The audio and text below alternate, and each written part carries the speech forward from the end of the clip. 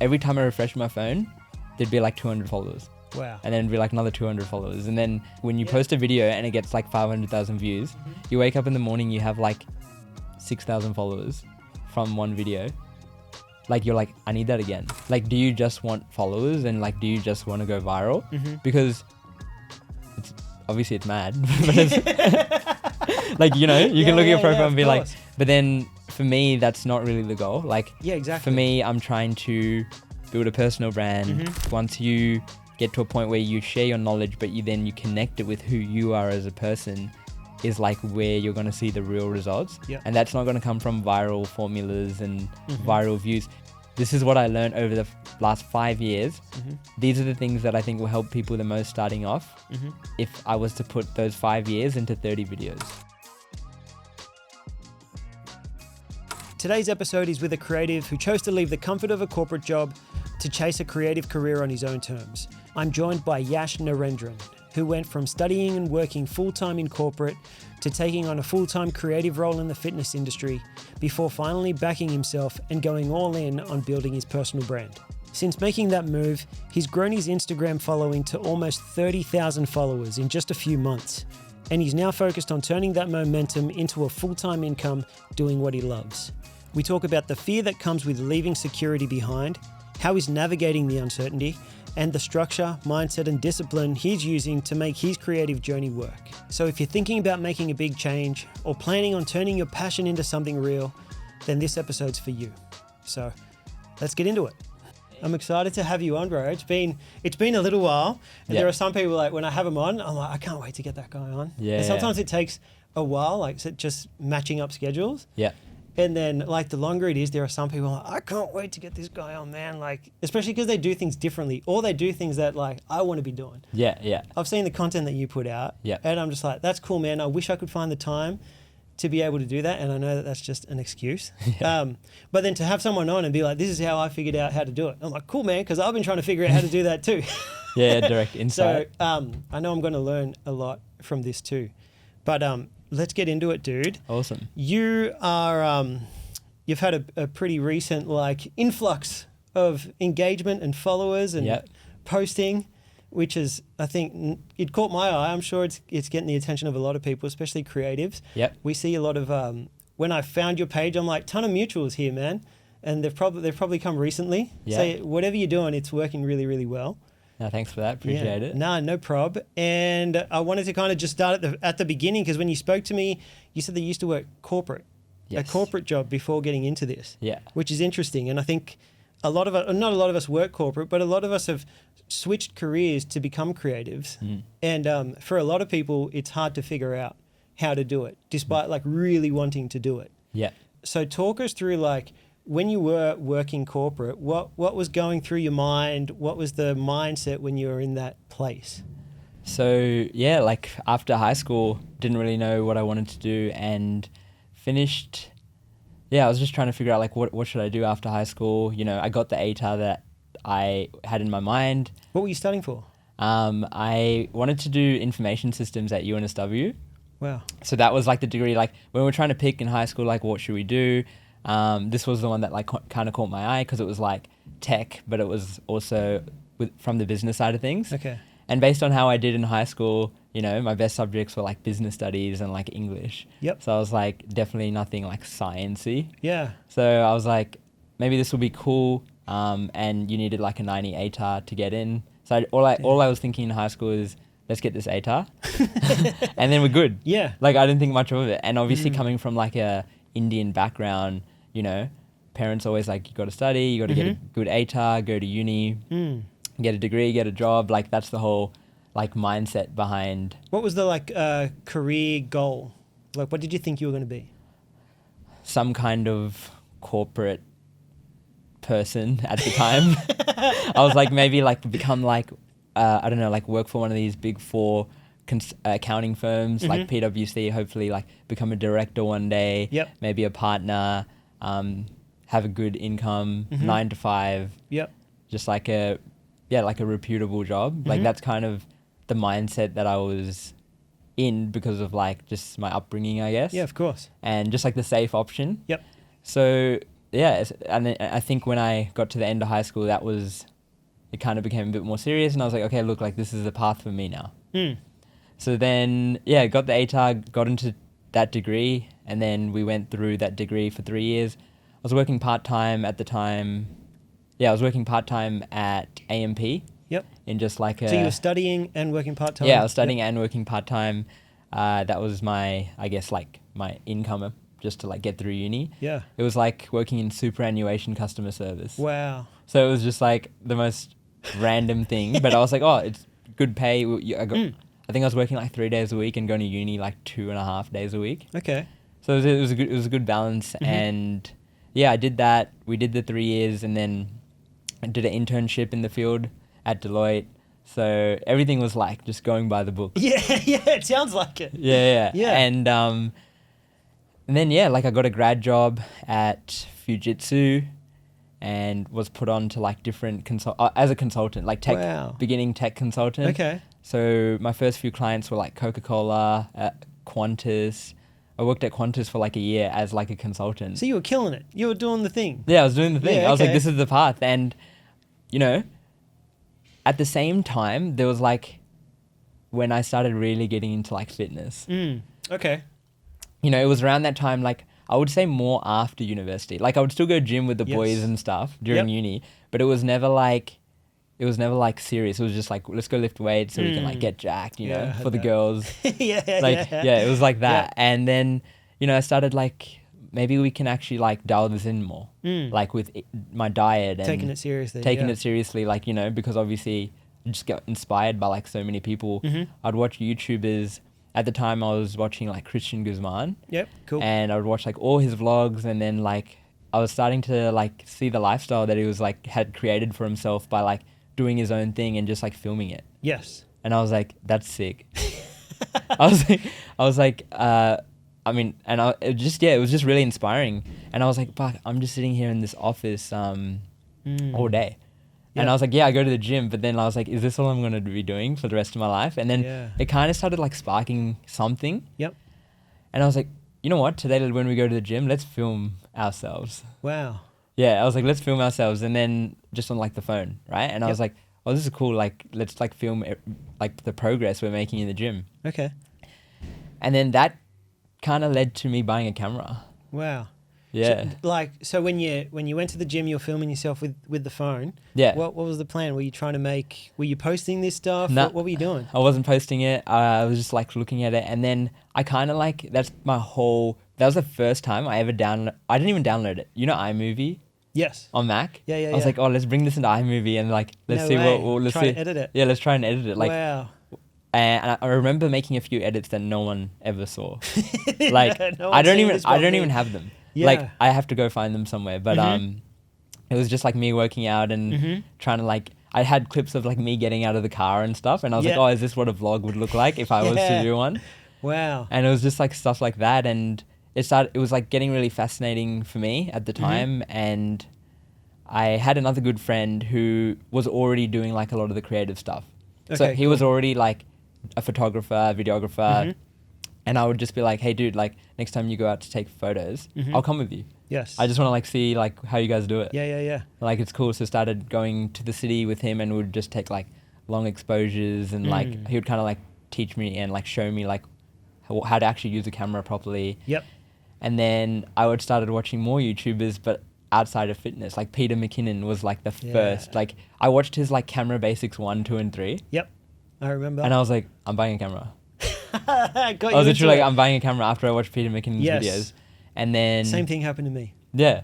Yep. Bro, like I feel like every creative, like at least from the last 10 years, has watched Peter McKinnon's videos at the start. Yes. Like at least. Because it was literally like the perfect video to watch as a beginner. Like those 3 Camera Basics videos he made. And I was like, this is sick. Like he made it so simple for me. I was like, if I can just understand like shutter speed, aperture, and ISO. Yep. Like, and like frame rates. Yes. Like I'm good. Exactly. Like, you know what I mean? They're the basics that you need to know when you pick up a camera. Yeah. Yeah, and if you can get your head around that, that's the starting point. That's the starting point.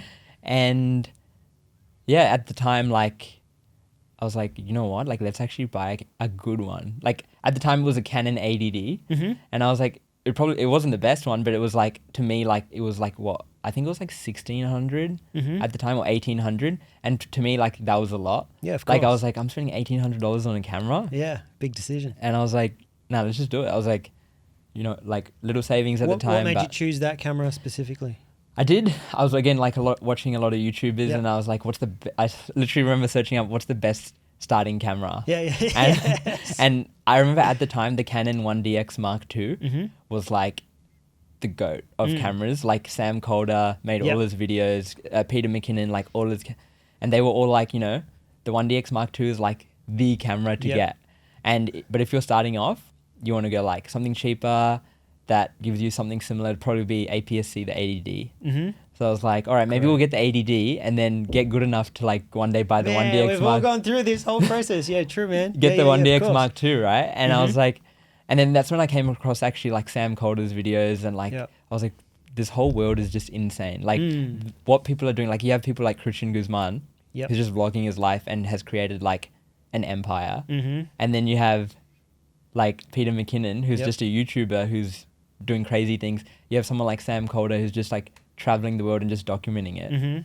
Very different. And I was like, it's crazy because like a camera has created this life for them.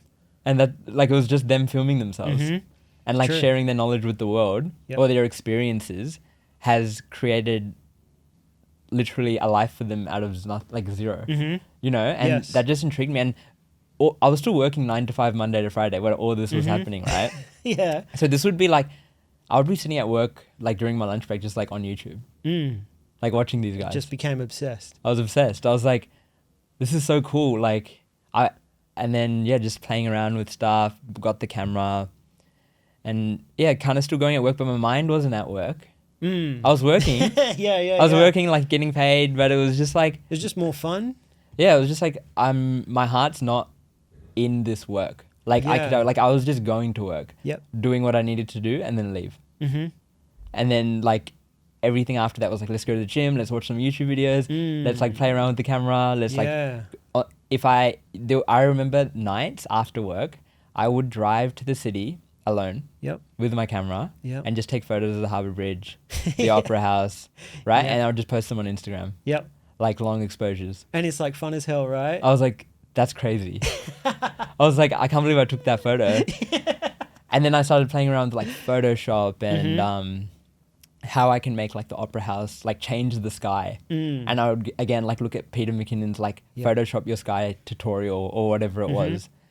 And I was like, this is just like, I don't even know where I'm going with this. Like I started filming myself in the gym, then Photoshopping skies of the Opera House. But that's the thing. There's so much to learn. Like, there is so much. You can go in any way you want. Like you can be a landscape photographer and just go and look for the greatest landscapes, a travel photographer, or you can just be in the gym and do your workouts and film that. And like, that's a whole world in itself. Just figuring out one of those things is exciting for one person. Like, I can shoot in the gym. And that can consume you for the longest time. But then you can then turn around and be like, I can actually shoot landscapes and mountains and waterfalls. And that's a whole nother world that requires a whole different set of skills. Then from photo to video, different set of skills. So it's like this never ending like cycle of excitement because you get to learn something new that's fun. And it's almost like limited to just your imagination. The amount of things you can do. It's the creative world of just like, it opened your mind to like, there's so much you could do. And then I guess it'd feel a bit, what's the word? Like you go back to work and you're doing something similar to what you've been doing. Yeah, exactly. So that, like exactly how you put it, it was a lot, but it was just like, I want to like kind of do all of it. It's exciting, right? It's exciting. It gets you excited. I even then I bought a drone because I was like, oh, that's so cool. Like I can take a photo from the sky. There are guys that make a living just off drone shots. They're just a drone guy. I know. So like, that whole like camera, like that journey was just like watching YouTube videos, learning, taking photos of friends, family. When you're doing all this, right? You're in this period where like it's all new, it's all exciting. In your mind, is it just like this fun hobby that like you still like? I've still got to work. I can't like this is what I have to keep doing because this was the goal. This is what I've studied for. I've committed all this time. this is, therefore, did that make creative just a hobby, something that you do for fun on the side? Or was there like a mindset shift where like, no, I want to do this for real? I think at that time it was still a hobby. Yeah. Like at that time it was still a hobby because Yeah. it was like, how am I actually going to replace my income or like Yeah, exactly. even All like of it. live off what I'm doing now when I'm like a beginner? And or you've like, also committed all this time. Like you've gone to uni. I've gone to uni. You've done an internship. You've done all these other jobs. Yeah. Like you've built up a resume, a portfolio, experience. Yeah. You make like you've worked your way up to make a certain amount of money. Yeah. It's hard to let that go, right? It was very hard to let that go. And also, again, like telling that to my parents. Yeah, man. Yeah. They would be. I don't even think I told them at the start. Like, Yeah. I was just like, they knew I bought a camera and like I was like fiddling around with stuff after work and stuff. But I don't think they ever like knew this was like, He's taking this seriously. I'm taking this as serious as they thought. They were like, oh, like it's just something he does after work. Yeah. Yeah. It's like going to the gym. So yeah, at that point it was like, kind of just like, let's get good. Or like, let's try and get better and then like see where it goes. You know what I mean? Like of I'm still course. doing this in my spare time. So that's kind of where we were at. And then I think like maybe 3-4 months went by where I was like still at the stage where, but I started posting the stuff on Instagram. Okay. And I think that's Were you posting photos? photos. Cool. Just mainly photos, videos as well. But the videos were targeted at like photos.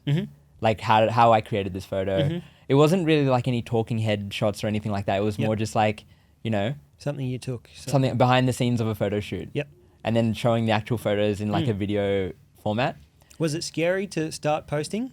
Yeah, it was. Because it was just like my feed at the time was like me at having drinks Yeah, with like the exactly, just boys your life. or like my girlfriend. Lifestyle. And then out of nowhere, it's just like Opera House, Harbour Yeah. Bridge, like Yeah, Photoshop where did this Sky. come from? It's like this guy who was just like a normal dude who went to uni who would love like going out with his friends, socializing and posting that on Instagram Yes. to like just like a feed of just photos of like Photography. buildings and like, Yeah. you know, just the most random things. So I think it was kind of like strange, I guess, posting that because it was like, I hadn't even like, no one knew I had this like interest Yes, of or side course. because even it was new to me as well, right? So it's just come out of nowhere. It's come out of nowhere. I wasn't someone who like as a kid was like creative. Yes. Like, you know what I mean? Like Yeah. I would say I was just like more like into sports. Like I played cricket my whole like upbringing. Yep. Interesting. Like cricket and like, you know, sports fitness and then just like go to school, do your homework, like, Yeah. you know, had friends, had a good time. Yeah, man. Sounds like me. Yeah. So it was never similar. like someone who like picked arts Yeah. or like, you know, did like photography as a subject or Yes. it was literally, I did like physics, chem, but like business, Yeah. maths and stuff like that. You know what I Yeah, mean? yeah, yeah. So it was very like, even the people I knew from school who were creative were so surprised when I started posting this stuff. They were like, dude, we didn't even like see this side of you in like high school. Yeah, exactly. It's like, where the hell did this come from? Yeah. So it was kind of like that. It was a bit scary. But then, you know, I feel like somehow I mean, this is something I'm still realizing about myself now, but I've kind of just not really worried too much about what other people think. That's a hard thing to do for a lot of people. Yeah, I've kind of just like, every time I've wanted to do something, I've just done it. And like not worried about what other people think. And I think at that point in time, I was like, yeah, fuck it. I was like, I'm just going to like post it and like see what Yep. happens, right? And then... Did anyone question you in any way? Like, as in, like, I can imagine, I don't know, whether it's a girlfriend, parent, someone close to you being like, hey, man, are you sure about this? Like, you're doing well. Yeah, I think... Was there any of those? At the time, yeah, there was... I think like my parents were like... They kind of were like, make sure you don't lose focus on work. Yeah, exactly. Like, you know, like That. you're still like... You're still obviously like you want to move up in work life and stuff like that. They'd be like, you're still doing the thing, right? You Yeah, know? yeah. And at the time, I actually was in a long-term relationship, which actually ended. Okay. And this it ended at the same time I started taking the creative things seriously. Okay. And, you know, I would say like I was so focused on this new the new side of things in my life that maybe I wasn't being the best partner. Gotcha. Yeah. You know what I mean? I relate. Yeah, totally. And at the time, I didn't realize that. Yeah. But now I realize it. Yes. Like all these years. When you look back, you're like, oh. Yeah, I was like, I was so like in this thing. That like maybe I wasn't like being the best. You know what I mean? And like, it's good. It's good to self-reflect, have that self-awareness. Yeah, self-awareness, right? And looking back at that now, like I do realize that, but I feel like that was almost like a catalyst into everything that happened after that in terms of like what I realized about myself, like what I really wanted to do, and just taking life a bit more seriously. And I think everything happened in like that year of 2019. Okay. For me. Yep. I started a YouTube channel. Yes. At the same time, and I would just post every time I would go out to take photos. I would also vlog it. Okay, cool. So then you're really getting into it. Yeah, so then I'd just post these vlogs. Yeah. And then I didn't think much of it. Even at this point, I was still working, like still corporate. Full time? Full time. Wow. But I was posting vlogs and doing photo shoots outside of work and on the weekends. Wow. Yeah. And that is when I started posting YouTube videos, this is when I started thinking, okay, like there's something here. Because people would also DM me on Instagram being like, hey dude, love your photos that you're posting on Instagram. Can you like take photos of this event? Okay, cool. Reaching out for like work. Can you come and shoot our event? Yeah, like Friday, I think it was like at the time there was like a birthday party. I can't remember, like, I remember shooting like one of like someone's pet. Like it was just like random. Come and shoot my dog. Yeah, random stuff. But they were like, oh dude, you have a camera and like you're taking pretty good photos. So you reckon you can just come take photos, or like how much would you charge? And I was like, how much do I charge? How did you figure that out? I remember asking like one of my mates at the time, and he was just like, dude, like just maybe, I don't know, like $100, $200 or something. Like, just make something up. Just make something up, like for like the hour or whatever you're doing it for. And I also did like a lot of stuff for free. Yep. Because I was like, it's okay to do something for free. Because I was like, I'm not like a pro. Yeah, I need to learn. So like, and I'd watch like a lot of YouTubers who would say at the start, like you can just do it for free until you have, a bit more experience and a portfolio to show and stuff like that. So I did a lot of free work and then a little bit of paid work. And then the whole YouTube thing was happening.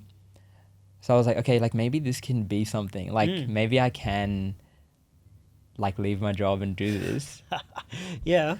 So like that was the kind of start of it, but also extremely scared of throwing away the last like 4 or 5 years of work to get into that job I was in, good income, like leaving all that to do this was like, and even like, the family and just life and finances and stuff. I was like, I don't know if I can do that. Yeah.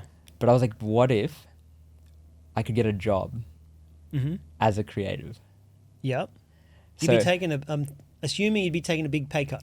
Pay cut, yeah. So I was like, okay, like let me think about this. I was like, if I can get a job where I can still post content, have a stable income, even if it's a little bit less, but then also be doing that for work so I can improve my skills. Yes.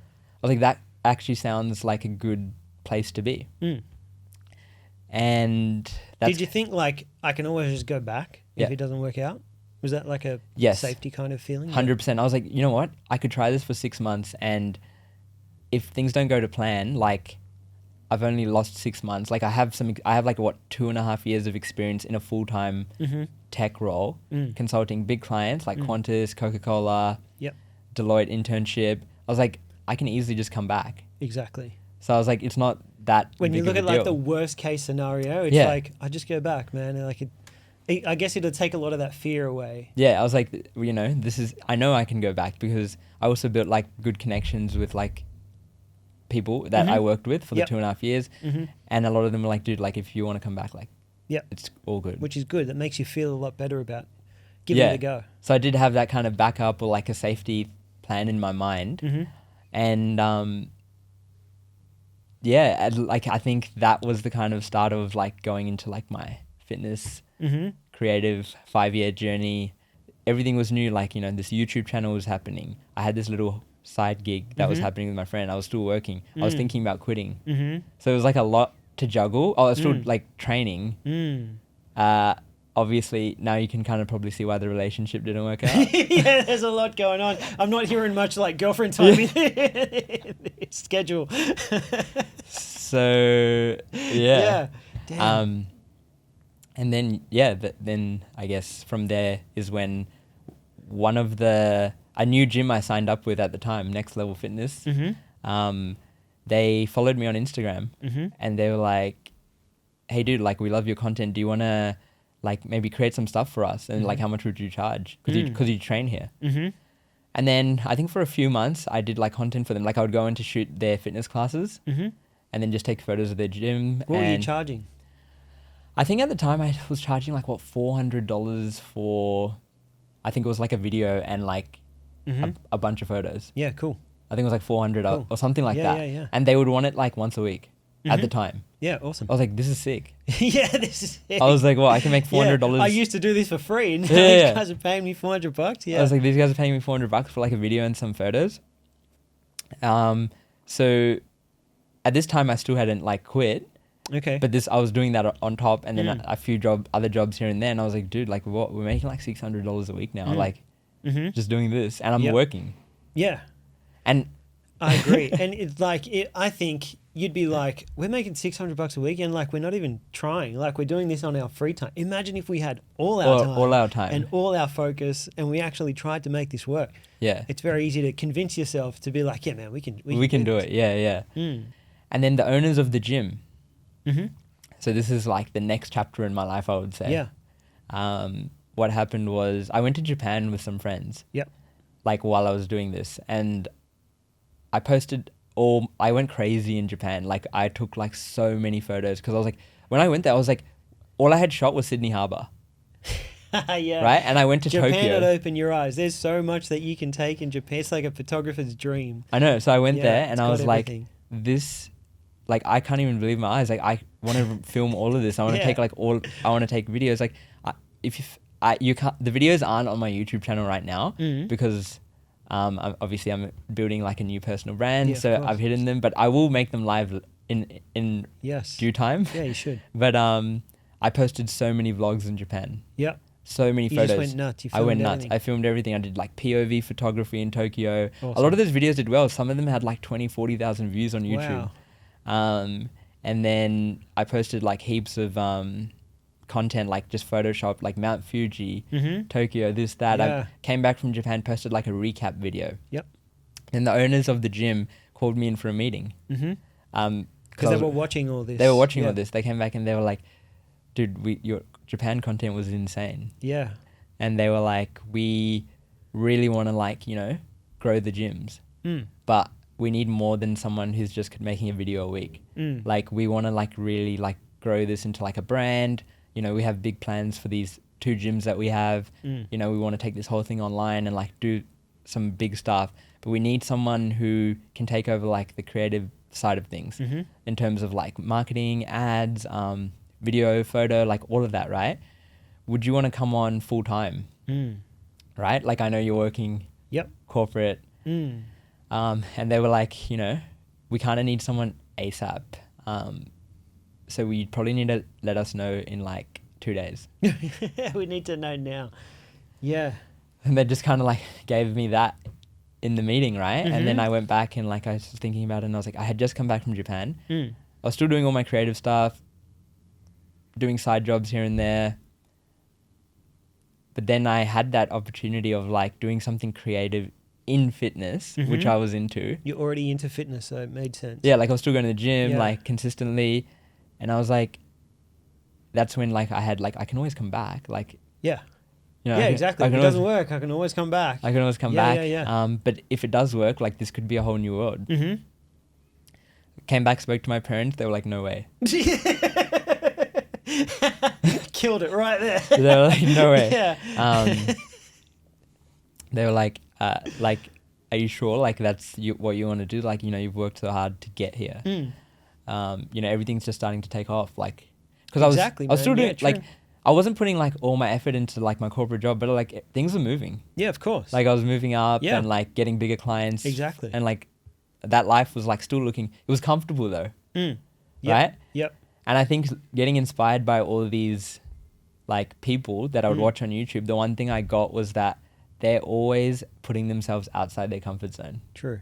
Right? And I think that was the first time in my life where I was like, I'm going to put myself outside the comfort zone, right? Because nothing's guaranteed now. So I took the leap. I like went back the next day and said, I'll do it. I went to work the next day and resigned. Damn. You just, felt good?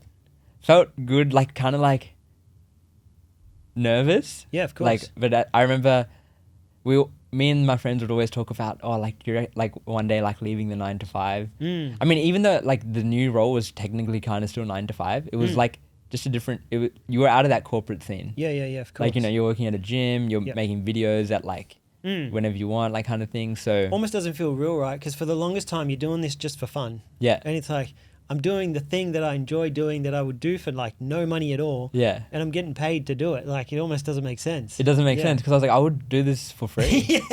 I have been doing it for free, like with no one asking me to do it. Yeah. In my spare time. So no, I get it. Now I was creating all day. It kind of became this thing where like it wasn't just after work, it was like all day. It was like a job. 24/7. It was fine. Like I was still enjoying it. And I think over time though, it gets to a point where like I was like, I'm creating all day, so I didn't feel like going out and creating more. Yeah, of course. For myself, because I was like, I've still been creating all day. So at this point when I go home, I'm like that's I just want to chill now. Yeah, exactly. You know what I mean? Totally. And I think that's where the YouTube drop off and stuff like that started to happen. Did you at some point, you know how we were talking about how like you can shoot the Harbour Bridge, landscapes, like you can do all this thing. That's the exciting part. Yeah. When you're working for the gym now full time. Yeah. Did it get hard to be like shooting the same thing over and like did that get boring? It did, but then I think I was okay with it because I knew that like I could still create stuff outside of my work time. Okay. So I think that's kind of like what I was telling myself. I was like, if I ever feel like shooting something else, like I can still do it. It's just going to be... True. Because a lot of the time I think some things are exciting and fun because they're new. They're new, yeah. But then as time goes by, it stops becoming new. Yeah. And the excitement starts to wear away. Yeah, I think I didn't feel that too much. I think it's because of my passion for fitness as well. Yeah, you're doing something you actually enjoy, Yeah, right? because I was into training and like I would watch a lot of fitness YouTubers and I was like, I could make a video like that with like people from my gym. So I think that's the great thing about what we do is like you can combine passions. Yeah, like if you like something, if you love food, you can combine food and creativity and bring both those worlds together, which makes it even more enjoyable. Yeah. Whereas like you'd probably lose some of the excitement if you had a creative job doing something like, I don't know, maybe you don't like real estate and you got a job creating as a real estate guy. You're like, I get to create every day. So that's cool. But you're trying to convince yourself to be excited about it once it wears away. Exactly. I think that's where for me, I got lucky or like it was aligned with another passion. Exactly. Yes. I think that's really important. It's important because it's like the only creative people I'd watch online the only people I'd watch online besides creatives were fitness people. Yeah. So I was like... Smart. I was like, I'm working in the same space. Yeah. And I think for me, that really helped a lot. And the team I was working with, like the owners of the gym, they were also very open to being creative and like just like, you know, trying you want to be things. in that environment. Yeah, we're like, similar to you, like what you said, like, you know, they want to grow and like, they weren't just like, trying to be like boxed in and like this is kind of what we do. It was like let's try new things, like let's make a super cinematic campaign with like some athletes because like not many gyms do that. They just want to promote the gym, right? Yeah. But we started telling stories about like COVID and how that affects people and like it was just like really awesome stuff and it was awesome to like be a part of it. So yeah, and then that kind of grew into the next phase, which was like starting the clothing brand Next Letica, it was called. That was when it got really cool because it was like, now we're not boxed into like a gym. Yeah, now you're doing more, right? It's a whole new thing. So that's where I think, that's also like why I was so keen to do it because I was like, you know, we've had some success with the gyms, but now we can, you know, show this to the world and like, or like show the skills to the world and like get more people to like get eyes on like what we're doing. And I was like, that would be so cool. And I was like getting more into fitness at this time. So went on that journey, learned a lot. And honestly, it was amazing. Like that's where I feel like those last 2 years, being the creative director for Next Letica, that's where I feel like I like kind of elevated as a creator in terms of like maturity and like understanding like more filmmaking and like you were given more responsibility, right? more responsibility because now it was more than just like a gym edit. Yeah. You know, it was like surreal stuff that's going on a wider scale. I agree. I think especially with gyms, mate, I think it's there's a lot of evolution in the gym space now. But back in the day, it was just hype reels, and hype reels are cool, but there's more to it. Like there's so much more you can do. You can tell story. Yeah. Like there's so much more that I think it's become now. Yeah. But I remember back in the day when I started, you'd make a cool hype reel and like there was really no story to it. It was just cool edits, with like some cool graphics and music, and that's all it was. And like that's all you're doing. And at the time, like it's cool, but I think that wears away too because it's like, how many sick edits can you make, right? Yeah, man. How many sick edits can you make? And then also, like, I realized even when you look at engagement, if you're just getting like fire emojis, like that can only go so far. Like you're not creating like a real connection. Yep. You know, it's a cool edit, which is mad. Like we love that stuff. But at the same time, like that connection can be so much deeper when you do start telling stories and expanding what you do creatively. Exactly. Yeah. So yeah, that was an awesome journey. I feel like that's where I really kind of shifted as a creator. And also the last 2.5 years is where like my I started going away from just like the weights and I started getting into running and I started getting into like CrossFit. Yep. And like that kind of like the discipline required, like of like waking up early and like doing these things. Like the first 3 years I was still kind of just like training when I wanted, you know, but then the last 2 years really like prioritized my fitness and my health to like another level. Like I did this challenge called 75 Hard. Yes, I know 75 Hard. Yeah, so I did it twice in the same year. Oh, wow. You know, and that was in terms of my personal lifestyle and my habits, that changed a lot in terms of like my discipline and like the way I eat and like, you know, all those things changed. And I feel like that helped my creativity because I was like, okay, and like my work ethic and like a lot of things 100%. like 100%. A lot of the same rules apply. It's the same rules. And I think at the time I didn't think much of it, but then I realized like I can just apply this to anything I do. I was like, if I'm like waking up at 5 a.m. to go for a run and like doing that every single day, like I can apply this to the same thing to like work. Like why can't I do the same thing at work? Exactly. You know? And I think the last 2 years, like it really shifted. Maybe that came with like getting a bit older as well. But yeah, like it was, I think that's kind of the evolution of me as a creator happened over the last 2.5 years. And then, now we're on this you're so new right, journey. Man. Because like it just teaches you so much. And I think you also, if you can stick to it, because like the rules are pretty simple to 75 Hard, right? It's like I think it's like train twice a day. Yeah, it's like 2 workouts. One has to be outside, which is like a walk or a run. Clean diet, no alcohol. Read 10 pages a day. Read 10 pages a day. 3.8 liters of water, like a gallon. And drink water, right? Drink water, read a book, eat well, train twice a day. Basically. So like very simple rules outlined, and then I guess the main thing is consistency. You have to do it every day for 75 days. 75 days isn't very long, right? And I think it teaches you like stick to the basics, be consistent. And the thing is, if you actually do it, for anyone who does do it, you see like these amazing results. And it could be life-changing. And for the people that do it, it's like, I just did these very simple basic steps and I was consistent for 75 days and my life changed. It then teaches you, like if I apply this to something else, surely the same thing will happen, right? Exactly, And I think those building those habits into your life can then transfer into other parts of whatever it is you're doing. Like literally anything. Career, if you apply like basic principles and be consistent, even if it's for something as short as 75 days, your life can change. Like imagine if you made 2 videos every single day and you posted them for 75 days. Very similar to what we're going to get into about your life, right? Your whole life can change. Whole life. Like, and it's like, it doesn't have to be that complicated. Literally changed. Doing that challenge was, I couldn't believe it. Like, I'd been training this whole time. By the end of the 75 days, that's like the fittest I'd ever been, the best I'd ever looked, and the healthiest I'd ever feel in terms of like energy and stuff. Incredible. And I was like, all I did was just like follow these rules for 75 days.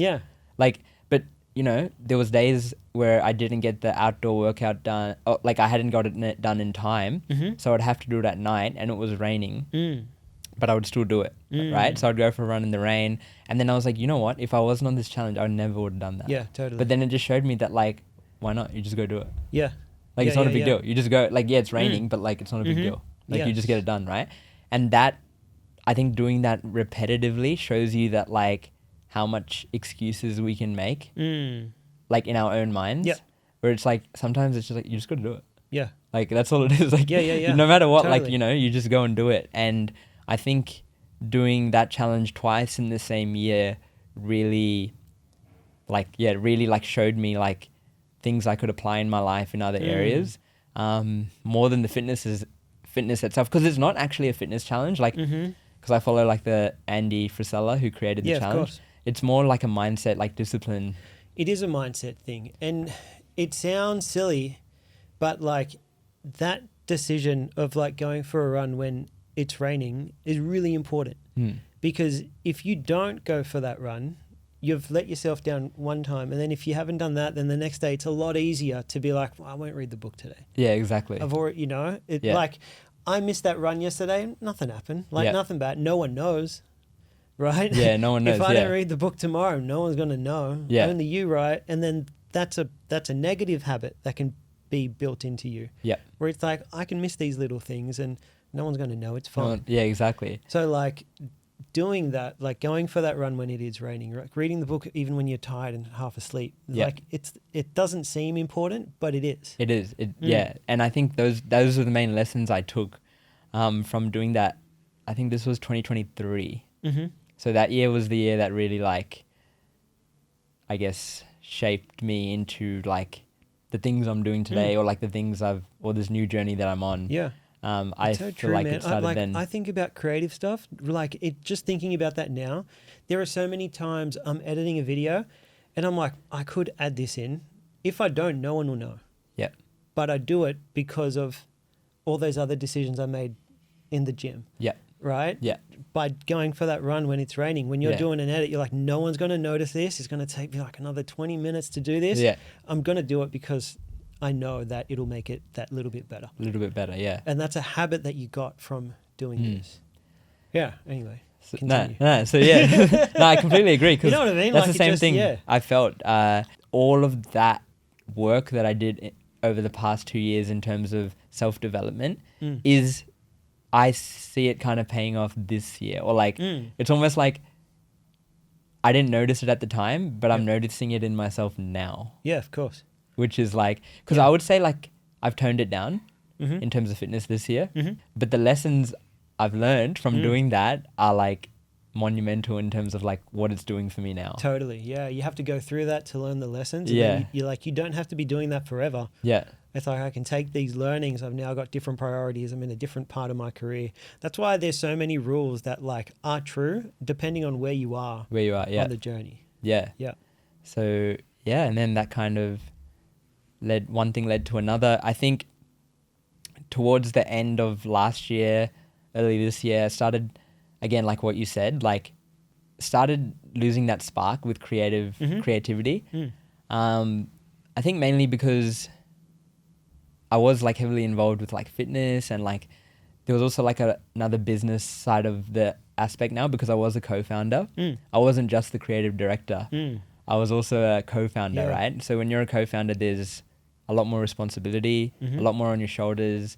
It's not just about being creative anymore. And I think what appealed to me initially, I kind of almost like lost that a bit, I guess. I guess because I was like, I kind of feel like this path is leading me to a different outcome to where I saw myself at the start. And yeah, just, I was like, I want to have that freedom to create. I want to just try something different. And I think that led to me leaving and pursuing something of my own.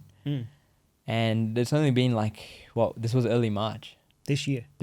Yeah. And at the start, I felt honestly, I felt lost a bit at the start because there was no plan. There was no backup plan. There was no, because because at this point it wasn't like before. It had been 5-6 years since I left corporate. So now when you look at my resume, it's no longer I can go back. Yeah. Because like for 5-6 years forever, he's done, you know. So now, and also I hadn't been freelancing. So yeah, wow. but I had the skills and I had been doing it. I had been doing creative stuff for 5 years, but in my own way, I was a beginner. Yeah, of course. It's a whole different world when you're out working on your own. Yeah. So it's like a beginner who has skills. True. Is kind of like where I was at early March. Yes, totally. But when you go out on your own, right, you've been working 5 years, even before then. So you're working corporate, then you're working for another business. Yep. Right? What a lot of people don't realize, then when they go out on their own, they may have all the creative skills, but they don't have any of the business skills. And that's the scary part, because you have to find your own clients. Yeah. You've got to, like, all that stuff is skills that you don't have initially when you pick up a camera. And you can take mad photos, but if you can't sell them, if you can't find clients, if you can't do marketing, if you can't get your finances right, it could all just be a really bad experience. Yeah, exactly. So I guess that's the kind of stage I was at in early March. And obviously I've been in the scene, so like I can, and I've got friends who are freelancing and have been for like 4 or 5 years. So even though I kind of was like, I kind of knew like what to do. And I was like, you know, I have all these people I can reach out to. You know, I've built so many connections over the last 5 years, like, you know, by just doing what I've been doing. So there's so many like opportunities, so many people I can speak to do this. So obviously I spoke to one of my close friends who's been a freelance videographer for the last 4 or 5 years, and he's got clients, you know, he's working with agencies. He's like, bro, we got so much work, like you can just pick up and stuff, you know, until you get on your feet, like you can just, you know, we'll give you shoots. Awesome. And I'm still able to like pay the bills and everything with like the jobs I'm getting. Before I go all into the freelancing, maybe this would be the right time to like start posting some content for myself and see how it goes. Yep. And I was like, you know, I posted a few videos. Firstly, I posted one video, I think this would have been in March, saying how I'm starting a new journey. And it was just kind of like, you know, this is a new chapter in my life. This is what I've been doing for the last 2 years about like Nextletica, and this is the next phase or next chapter. That video got like heaps of response. Like people were like, oh, dude, like keen to see what you're going to do next. From there, I posted a few videos about just like tips, like creation tips and fitness that I learned. And then I really sat down and to myself and I was like, you know what, like, what can I do that would like kind of just like shake things up, or like, you know, I need to have that consistency if I'm going to, like, I'm not just going to like move the needle here by just posting 2 tip videos a week or like 3 videos a week. Yep. So I was like, what can I do here? And then I was just thinking, and I was like, you know what, like, what did I learn from fitness?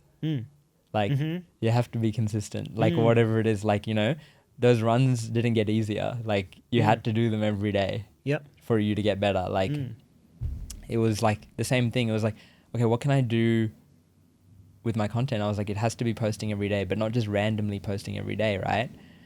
So I was like, okay, let's just come up with a challenge. So then I was like talking in ChatGPT and I was like, what would be something awesome? What would be like a cool challenge to do? Or like, I don't know, like I want to post consistently. This is kind of like what I'm thinking. And then I came up with this series where it was like, let's post for 30 days first. 30 days, 30 videos, helping creators with content creation. Right? So I was like, helping you get better at content creation is what I called it. Okay. And I was like, this is going to be, I posted a video saying, I'm posting a video every day for the next 30 days, helping you guys get better at content creation. I didn't think much of it. I was like, I don't want to overthink this. I just want to post these 30 videos. Then on day 31, we'll sit down, reflect, see how it went. But there was no, like, in your mind, what did you think you were expecting to achieve from this? Like, what was the goal? So my goal was to firstly have some kind of consistency with posting content. Because I was like, I'm kind of a perfectionist. And I was like, I need to kind of let that go a little bit if I'm going to sustainably post content. Yep. So I was like, that was one thing. I was like, let me see if I can actually do this. Like, can I actually post a video for 30 days? Because I've never done that before. I was like, it's not like, it's not like going to the gym. Like you're creating and posting something every day while still managing your life, still shooting for clients, still like living life, right? Yeah. it's just something that I had never done in my journey. So I was like, let's just do it. That was one thing. The second thing was I wanted to grow my audience. Because I was like, I understand, like I wanted to get over 10,000 followers. I was like, that would be a good starting point, you know?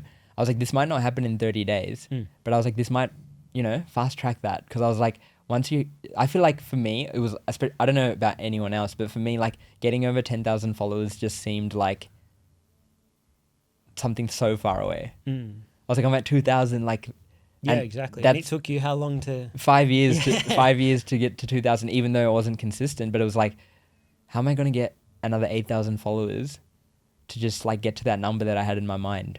So that was another reason. I was like, okay, let's see where we're at after 30 days. And then we can see what worked, what didn't work, what people liked. And then we can maybe create more and then grow the audience.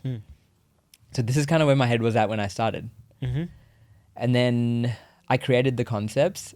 I created the first 7 ideas. That's it. Okay.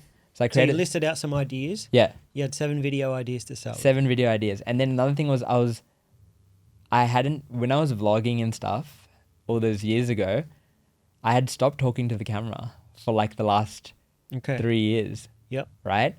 So then I was like, oh, I've talked to the camera with YouTube and stuff, but I was like, I'll be fine. I turned the camera on and I was like, holy fuck. It's hard, eh? I was like, I don't know if I can do this anymore. It's so confusing because like, why is this hard? I was like, why is this hard? I was like, I lost it. I was like, I've completely lost like that gone. ability. And I was like, I recorded a few videos and I was like, I look bad. I was like, I sound bad. No one's going to watch this. I was like, what the fuck? And then again, had to tap into my mind and be like, you know what? Like you've always been that person who just doesn't care what other people think. So like, why do you care now? So you had this talk with yourself. Like, how'd you overcome all this stuff? Yeah, I was like, you know, like I was like, I've done this before. So it is something that's in me. Like I've vlogged. I went back and watched those YouTube videos when I made this decision. I was like, oh my God, I look horrible in these. I was like, I can't believe I just posted them. Yeah. I didn't care. Like, you know, the first video or the first few videos, I was in my room at the time, no lighting. Yeah. Just like nothing, no mic, but I would just record on an 80D and post it. Now I have lighting. I have an A7S III. Like I have everything, but like, why am I scared? Like, that's interesting, man. Like, do you think at the start when we go back to when you first started posting, it's like no one thinks I'm a photographer anyway. So like, there's no expectation. There's no expectations. Like I can suck. That's fine. Whereas like now at this point, do you think, man, I'm my identity now is I'm the video guy. Yeah, I'm the video. So this has to be sick. Yeah. Like this has to be perfect because everyone knows I'm the video guy. Therefore, your expectations now are really, really high, right? Spot on. Exactly what you said. I was like, back then I didn't care because people weren't paying me for this. I didn't have any followers. Like, or like I hadn't done this for a long enough time to like for people to actually care, right? But now after being doing it for 5 years, like it's like, and I'm literally making a series about how to help creators. True. I was like, how can this look bad? It's easy to get into your head that way, right? Yeah, I was like, this has to be on point. Like, how am I going to give advice to these people online when my video doesn't even look good? To you. To me. Yeah. So I was like, those things was a kind of thing. And I was like, you know what? Like, I was like, let's just post it. So I was like, I created 7 video ideas. I recorded and edited all 7 before I started. Okay. So I had 7 videos ready to go before posting them. Before making the commitment online. Okay. So I had 7 ready to go. Was the first video an announcement, like saying, I am going to post 30 videos? No, so that was I had made 8 videos. Okay.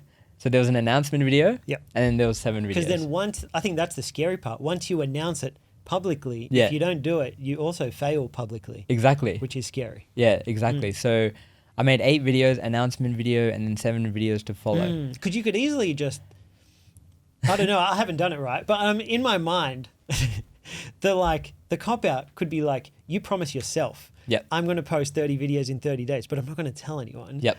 And then if I just start posting like tips, if it doesn't work out, no one knows. Yeah, so I know a lot of people that have like, it's very different. Or like way I've seen people do it. Yeah. You know, where you just post every day, but you don't actually make that commitment in case something goes wrong. But I was like, I knew in my head that if I make this commitment, like I'm publicly accountable. You got to do it. Yeah, exactly. You got to do it, right? And I was like, in my head, I was thinking about 75 hard. I was like, I did 75 hard twice. Surely I can post a video every day for 30 days. It's one rule. Yeah, exactly. I was like, you know what I mean? It's even easier than 75 hard. So that was my thinking. I was like, just like, you know. And then I came up with the concepts. and then like posted the announcement and day one. Mm-hmm. And day one did really well. Like it was my most viewed video.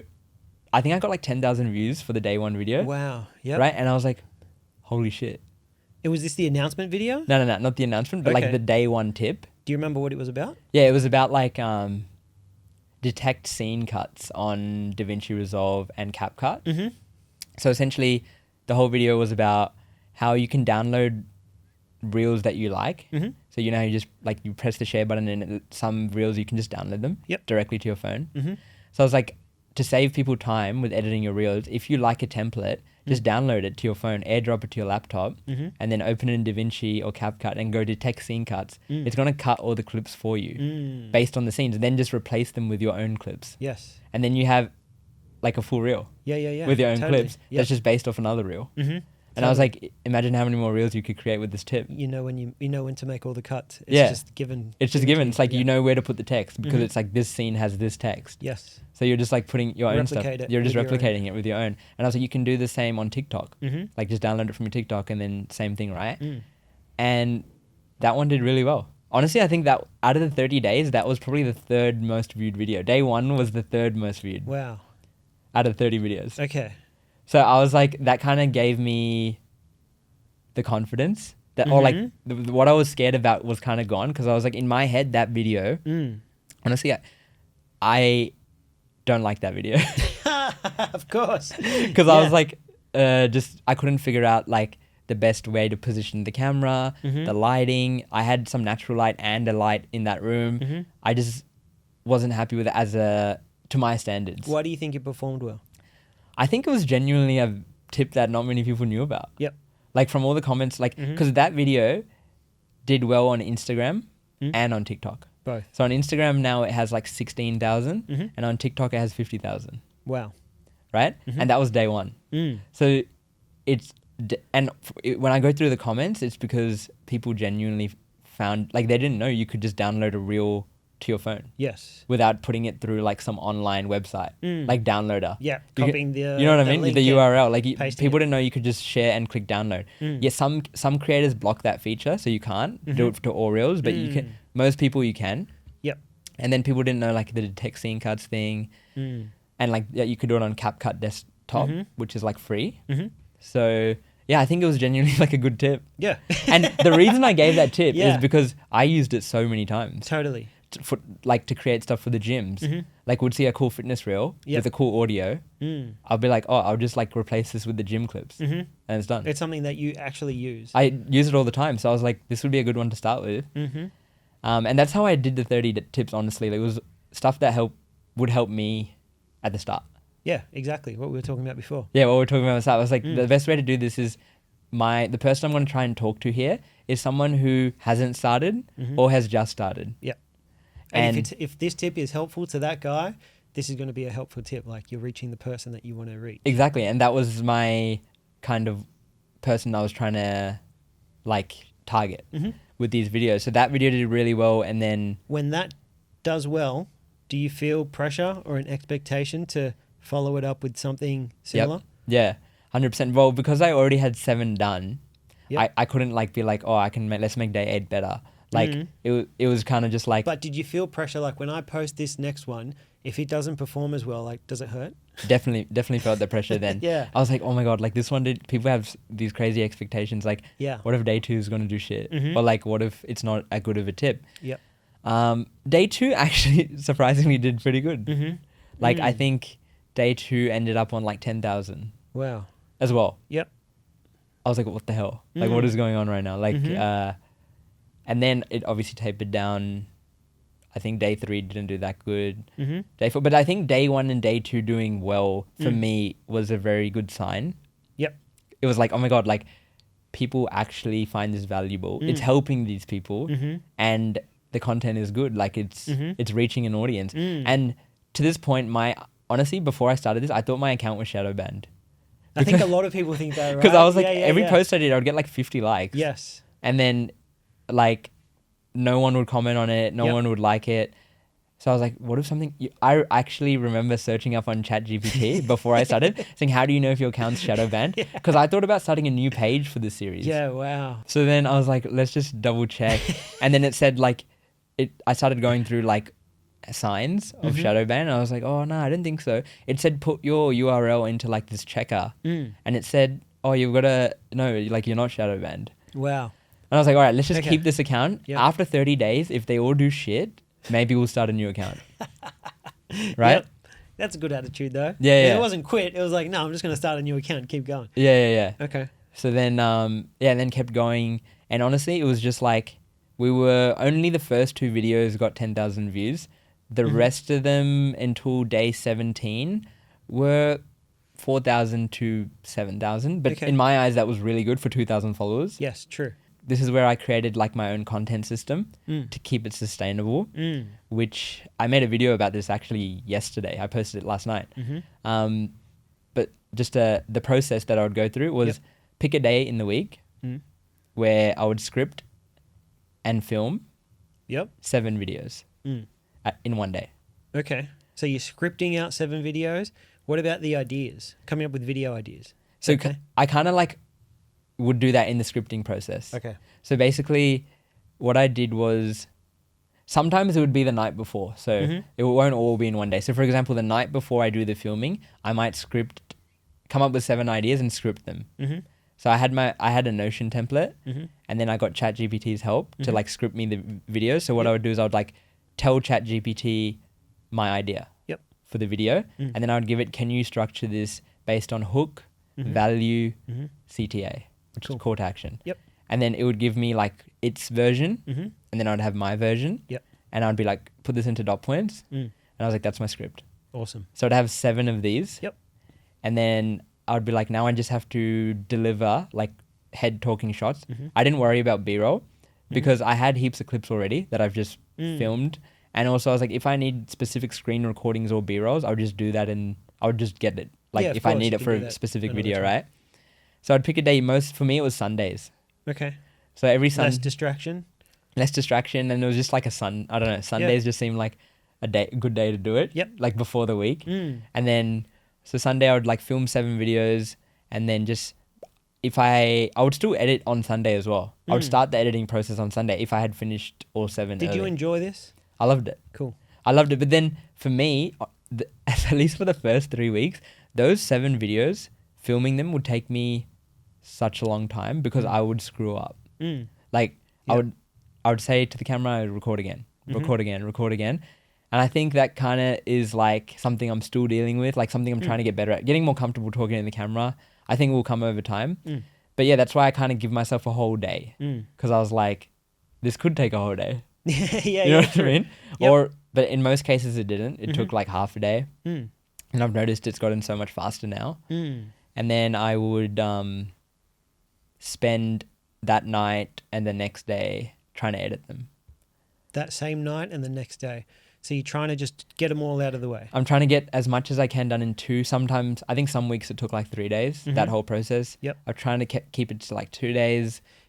So you're filming all 7 before editing anything? Yeah. Cool. You're not doing like, filming one, editing, that video's done, next video? No. I'm filming all 7? I'm filming all 7. Because for me, the series was head talks, right? So I know that as long as I have these 7 talking shots, I know I can figure out the B-roll. Yeah, totally. So I know like I can figure that out. But the part you don't want to come back to, which takes a lot of your time, is this part, right? Yes. And if you're doing like voiceovers and stuff, like you might have a different process. Or if you are a different type of creator where you're not figuring out what works. It's figuring out what works for you. I just thought this would be the easiest way to convey my message in the shortest possible time. And keep it sustainable. In your where you're filming, in that room or office, have you got everything set up? Do you have to set everything up or is it just turn everything on? Just turn everything on. The only thing is the camera because I still freelance, right? So I would take that off. I have a tripod that is fixed to my desk. Cool. Like clamped onto your desk? Clamped on my desk. So then the camera just goes on there and then when I need to take it off, I can take it off. But the lights are all set up? The lights don't move. Cool. There's just one key light and then I have one small newer light on the side to like light up this side of my face. And then I have this because they're really well lit, your shots. I've seen your videos. They look on point. No, thank you. Yep. So literally like a light like that, the Godox one, and then another light on the side, and then I recently just got this whole Shure setup. But before that, I was using just a shotgun mic. Yep. Oh, and the DJI wireless. Yeah, cool. Yeah, I got that too. Yeah. So that's kind of the setup, and then it's just at my desk, and because I've heard that it's like the easier it is to just start filming, the less you're going to procrastinate. Like the procrastination 100%. Comes from like, oh, I've got to set everything up, and just that thought. It sounds so lazy, but a lot of us fall for it. Yeah. The thought of setting everything up and the tripod and the lights and the mic, it's easier to just not do it because of that thought. Whereas if you can just go on, like this podcast studio set up so that you can just press, it's all done through the iPad. Yeah. You lit all the lights here, turn on through you just go on, record, and off you go. I think that's the biggest thing, like removing friction. Yeah, exactly. Is like to get to the starting point, because once you start, off you go. You can record all day, but getting to that starting, it's the same as the gym, man. Yeah. Once you get to the gym, you're gonna train. Yeah. Getting to the gym is the hard part. So like the easier, like if the shoes are there and they're ready, like if everything is ready, the procrastination isn't gonna creep in. And then once you get there, you're gonna train. You're gonna get it done. And it's the same. Once you start filming, you're gonna film all 7. You're gonna film it, yeah. Yeah. And like I think it's good to have some kind of content system like that to be consistent. Obviously, every week's not gonna be the same. Of course. You're gonna have weeks where like you just can't do it. You're gonna have to film on the day, edit on the day. But at least you know in your head that like if you were to have a good week, this is what it would look like. That's how I do it. Like not every week for me is like that. Like there are weeks where like I might only film 2 on a Sunday, and then I might have to do the rest on Monday or Tuesday. But I know in my head that you're committed to 7. I'm committed to 7. Yep. Because I just want to have like a week's worth of A roll, not to worry about. Yep. Then I can just worry about B roll. Okay, cool. Right? So and that makes it a lot simpler because like this is the concept. This is what I'm talking about. If I don't have the B roll, I can just shoot the B roll, which won't take long. Yep. So for me, it's like knowing that, you know, if there's a week where like I'm say shooting, like I think last week we were shooting all Saturday, Sunday. Yep. So obviously that week didn't go to plan. So I had to like juggle things around and like my editing was a bit off that week and filming, but at least I know that like this is the system I can always go back to. Yeah. When I'm having a chill week. Yep. So I think just having something like that in mind and knowing that it doesn't have to be perfect, but it's something that you just know in your head that if you can batch create content like when you need. Yep. I think is awesome. But again, I think it's important to create something that adapts with your lifestyle and the type of content you want to make. Like for me, creating content from my desk at home is the easiest way for me to get out a lot of content. Yep. Like if I had to leave my house every day to do a vlog, for me that's not sustainable. It would be a lot harder to be consistent. Yeah. Yep. And then I guess it just also depends on what type of content you want to put out. Like if you want to be more creative and you want to show off like your skills and your work, like you can't post every day and have a content system like that. Of course. So I think it's important to identify like what your goal is and like what kind of content you want to put out. And once you kind of like figure out that system, and then I guess you're off to the races with that. In that post where you did talk about your content system, you'd said it was batch, shoot and edit, repurpose old content, bank ideas categorized into pillars. Yeah. What are your pillars and how do you come up with them? So my pillars for me right now is fitness is a big one. Yep. Education, like providing value for creators, and like discipline and mindset. Yeah, cool. So those are like my 3 like broad pillars. Another pillar that I have, which I haven't really touched on too much, is like there are a few videos, but it's like the whole personal brand, like you know, monetization, like cool. growing an audience. How to build a personal brand. The reason that pillar's it's there, but it's not too prominent now is because I'm still working on that. Yeah. You know what I mean? But it is something that I have in my mind. But those are my kind of 3-4 pillars. So then I know. So when you're coming up with ideas, you've got to touch on each of these pillars, right? Yeah. Yep. So I know that like this aligns with me. This aligns with my personal brand. And I know that if I'm going to come up with a bunch of ideas, to me at least, I put them into these categories just to kind of like see like what am I really talking about? Like how many videos are talking about like, you know, mindset or like, you know, motivational voiceover might just go into the discipline one. Right? True. And it also allows you to like identify what's working, right? What's working, yeah. Yeah. So for me, I know that like the education value content does the best. Yep. Because obviously it's shareable. It's going to get the most saves because people can come back to.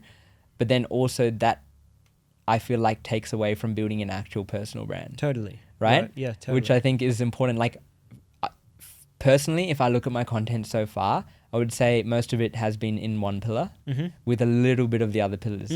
But I know that I need to focus on building a real personal brand. Yeah, can we talk about that? I think a lot of people fall for like, when I post this, the numbers go crazy, therefore I have to keep posting this, and they almost box themselves in because they don't think the other pillars or styles of content are important, but they are when you're like trying to build a personal brand. Even though it doesn't perform as well, it does build your brand because people get to know more about you and who you are. 100%. Yeah, so that's something that I completely agree with, because it's very easy to get caught up with the followers and the views and the likes, which, because it gives, it's honestly, it's like the biggest dopamine hit. Like when you post a video and it gets like 500,000 views, you wake up in the morning, you have like 6,000 followers from one video. Like you're like, I need that again. Yeah. And again. How did it feel like the first time that happened? It was crazy. Like it was day 17 for me. Like day 17, the 17th video. What happened? I posted it, and then like, honestly, it started off pretty slow. I think we hit like 15K in like the first day. And I went to sleep, woke up in the morning, I think it was at like 26. Views, 26,000 views. Yep. And then every day it would just get like 20,000 views. Wow. And then the shares were going crazy and the comments were going crazy. And like the followers, I think like every time I refreshed my phone, there'd be like 200 followers. Wow. And then it'd be like another 200 followers. And then, it's still growing. It's on 560,000 now. Wow. That video. But then it's got like, I think I've gained over 12,000 followers from one video. Wow. One video. Just one. Damn. And then, so then like, it's so easy to think I'm going to create only those kind of videos. Exactly. Right. Yeah. That's what I mean. But like, I think that's where it's important to kind of be like, you can, but then like, what is your goal? Yes. Like, do you just want followers, and like, do you just want to go viral? Because it's obviously it's mad, but it's like, you know, you can look at your profile and be like, but then for me, that's not really the goal. Like, exactly. For me, I'm trying to build a personal brand, you know, build an online business where I can help creatives, or like share the knowledge that I have with other creatives to achieve similar results in their fields. But also like create a deeper connection with these people who are following you. Yes, so make relatable content. So like, because at the end of the day, like relatability is everything, right? It's the reason I think with personal brands, it's, if you do it right, I think you're not competing with anyone. Yep. I think it's a one-of-one niche. The only way you get to that point though is by sharing all those other pillars so that people know more about you rather than the one thing, right? 100%. And I think that's something I'm still working on, but it's something I've realized, and it's something that I have now a direction in terms of like the type of content I'm going to be creating to build that kind of relatability, because there's only like one Kenny. Yeah. You know what I mean? Yeah. Like once you build your content based on your life and your stories and your knowledge, no one else can like repeat that. Yeah. So there's a good like saying for this. It's like, it's like if you have a piece of content on your feed that someone else can create, it shouldn't be there. Yeah. Which I think it's obviously like you're still gonna have, like, people can recreate it, but it's almost like saying, if you're sharing a video about yourself and like who you are, I can't recreate that. Yeah, of course. And that's your because I can't be you. You can't be me, right? So I think that's the thing about personal branding that's awesome, because it's like once you get to a point where you share your knowledge, but you connect it with who you are as a person, is like where you're going to see the real results. And that's not going to come from viral formulas and viral views. It's cool to have those here and there to like give you that initial boost, I feel like. Because I feel like once you get over 15,000 followers, I feel like once you get over there, you kind of stop worrying about it.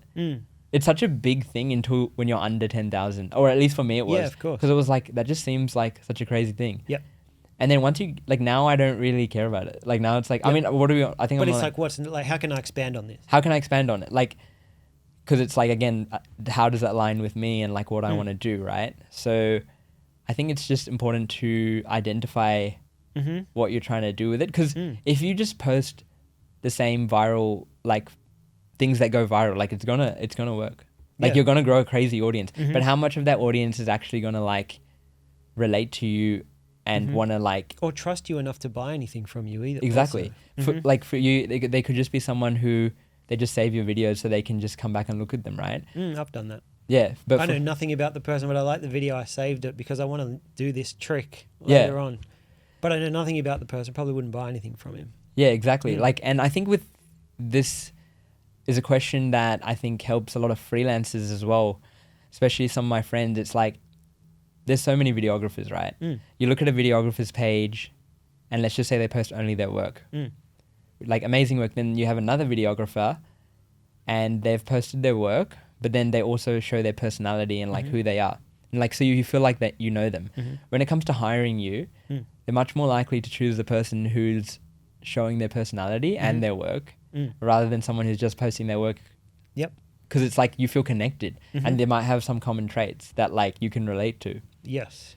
So I think that's the cool thing There about is a lot of that. I had Jaden on last week. Yeah. Last we were talking about, and he related it to something that made so much sense. He compared it to like a human experience, right? And he was like, if you meet someone, say you met someone on the street or at a bar, and you found out that they liked travel, right?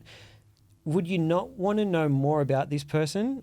And how would you feel if you had to literally all you could talk to this person about was travel for the next 12 months? There's no way you'd want to. You'd be so bored. You'd be so sick of this person by like 2 hours in.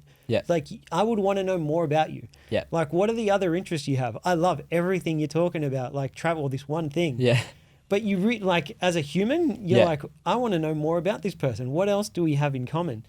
And like, if you were to meet another human, that's how you'd react.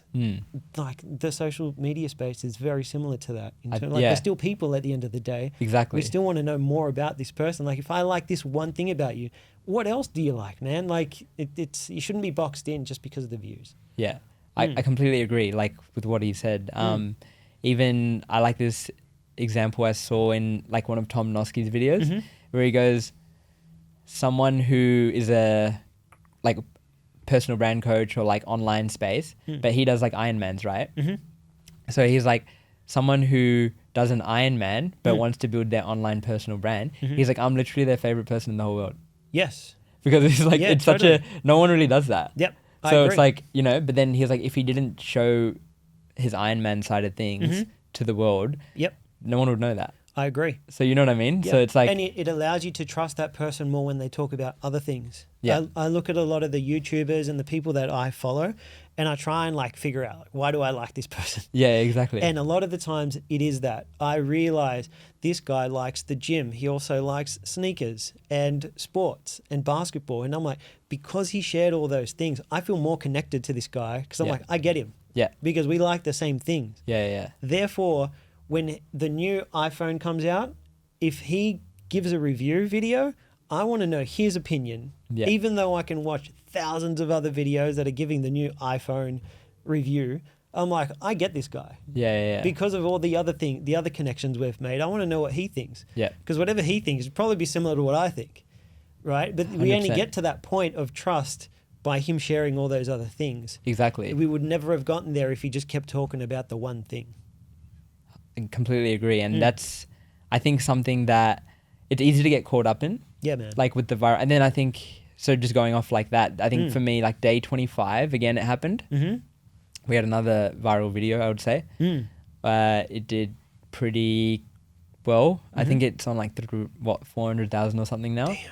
So 2 videos in that 30 days grew my following like crazy. And I think that's what you got to realize. Like, but at the same time, to get those 2 videos, I had to do the 30 days. Like, it was day 17 and day 25. Yep. You know what I mean? A lot of people won't get to day 17. Yeah, that's a good point. So it's like, you need to do the work and like have the consistency to have those like videos that perform and grow your audience. You know what I mean? Because your audience is going to grow from those viral videos. Like that's just how it is. But I feel like to get there, you have to make the videos and like have the volume, because not every video is going to go viral. You're right. So you need to like... It's hard to have that kind of... You almost have to have like a weird sort of delusional confidence belief that it is going to have... Like you could be at day 16 and be like, man, this is not working. Yeah, without exactly. knowing that that next one... For a lot of people, bro, it's not day 15. It's usually like day 172. Yeah. You know, and like, how do you keep going? Yeah. Not knowing, you know? Yeah. I think you have to have this weird sort of belief that like, no, I've got to keep doing it. Yeah. I think it's like you need to be delusional. Yeah, bro. Like, I'm not kidding, bro. Like, day 17 is like, I don't think it's just posting every day. I know for a fact there are people that are posting every day for months and nothing is happening. They definitely think they're shadow banned, but they're not. Yeah. You know, and it's like, I just don't want people to like listen to you and be like, day 17 is going to happen, right? No. Because for most people, it can still happen if you're constantly learning and improving. The thing is, it's not day 17 for you. Yeah. You're 5-6 years in. That's what I was going to touch on day next. 2046 for you. 100%. That's what literally I was going to say that next. It's like, a lot of people look at the 30-day series I did and like saw the followers. It's and like then, this dude picked up a camera 2 weeks ago and look at him. And I've had people message me being like, dude, I want to do like the 30-day thing. It was super inspiring. But I think like what you said, yes, it was a 30-day series, but what people don't understand is the 30 days was 5 years of knowledge. Yeah, exactly. And experience. And how many videos did you make for the gym? Oh, like hundreds and millions, right? That's what I mean. So that's what I mean. So it's like, I guess that's why I was able to have that short-term success, was because it was 5 years in the works. It wasn't just I picked up a camera last week, made 30 videos and went viral. It was more like, this is what I learned over the last 5 years. These are the things that I think will help people the most starting off if I was to put those 5 years into 30 videos. And that's why I feel like it worked, because I had those experiences and the knowledge. And you're also watching a lot of other creators and you're trying to learn from them too. Yeah, exactly. So I'm always learning. Like I'm learning now. So yeah, I think, but at the same time, I feel like you need to start somewhere. Like I think if it's going to take longer, I mean, I didn't expect, I was literally telling you before, like at the end of day 30, we were meant to review. Yeah. What happened on day 31? Day 31, I was like, okay, that did pretty well. Pretty well. Mr. Perfectionist over here. That did pretty well. But then I think that's where like it also kind of increased some pressure. Because I was like, okay, like there's a kind of an audience now. Did you post on day 31? Yeah, I haven't missed a day yet. Why? Because I don't know, honestly. Do you feel like if you don't post, something bad's going to happen? I kind of feel like, but then also I think for me, it was like, I got into this mindset of let's see how many days I can go for, right? So I think now we're on day 55 of posting every day. I haven't like announced that or anything. I've just been posting after day 30 by applying the same systems. But the content, every video is not like a content tip. I've been talking about like the other pillars. Do you ever feel like you're running out of ideas? I think not yet, but I think that's because I'm now in talking about other content pillars. So that's why I feel like if I was still making just 30-day content tip ideas, I probably would be struggling. But like for now, I can just get on camera and talk about like running. You know what I mean? Yeah, of course. Like I'm not boxed in. Especially because we talk like this, it's very similar principles. It's similar principles. Like you can have very similar teachings. Like you can learn this lesson by doing something else. And then it expands your whole, like a whole new pillar. Exactly. It's a whole new thing. And the lesson you get from that piece of content is the same, even though you're talking about something else. So I think that's the kind of stage. The stage I'm at now is like, okay, like we've done this now for 50 days. We've posted, the engagement's been good. People are getting value. People have messaged me.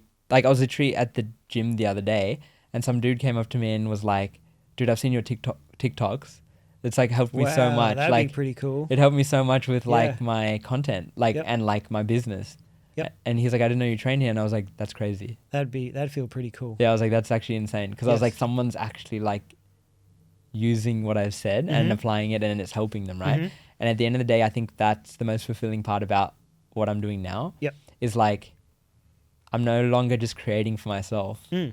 I'm creating to help other creators. Other people, and that feels good. So that's a cool feeling, and I think it's the first time I've ever actually like felt that. So, but yeah, we're at that point now where I want to keep growing the personal brand, but I want to include more of my personality, like a bit more. I want to like my experiences, not just like tips, and like really like build this into like me online. Yeah, man, totally. You know what I mean? That should be the goal. Yeah, so man. I think, we're in that process now. Got some cool ideas. Just want to start filming, sharing. Yep. And just keep going, keep the momentum flowing. It's exciting. What I want to touch on briefly is I've come across a lot of guys, like personally, who have this viral content. Numbers are going crazy. Yeah. And they'd be like, Ken, look at this. Like over the last month, look at all the views I got. Look at this video. It's got the 1 million views. But then you find out that they haven't made a cent. Yep. Like no money. Yep. Nothing. Yeah. And it's like, how long can you keep this up for? Yeah. Like, do you know, there is a point where it's like, this is just boosting your ego. That's mad. Like, you can walk around and say you have all these views, but like, if you can't turn this into money, you still got to work that other job, man. You still got to work the job, yeah. And it's like, how long can you keep this up for? Yeah. And I think it's an important thing to note for a lot of people is like, it's cool to go viral and get the numbers, but you also need to be able to take advantage of it and turn it into something that is financially, not that money should mean everything, but if you're not making money out of it, you're going to have to keep doing the other thing, Yeah. And do you have tips, or what are you doing, or what do you have planned in terms of like monetizing this sort of engagement and following so that you can turn it into something that it's all you're doing rather than needing to do other jobs on the side? Completely. I mean, that was the reason I started all of this was because of exactly what you said. Like, I enjoy freelancing. I still love shooting. Like, I never want to stop shooting. Yep. Like, that's something that I enjoy, right? So for me, the thinking behind it was actually like, I want to be more specific with what I shoot, right? And that obviously means being more specific with the clients I work with, the projects I choose where I can like really be creative and have like a creative impact and have that direction.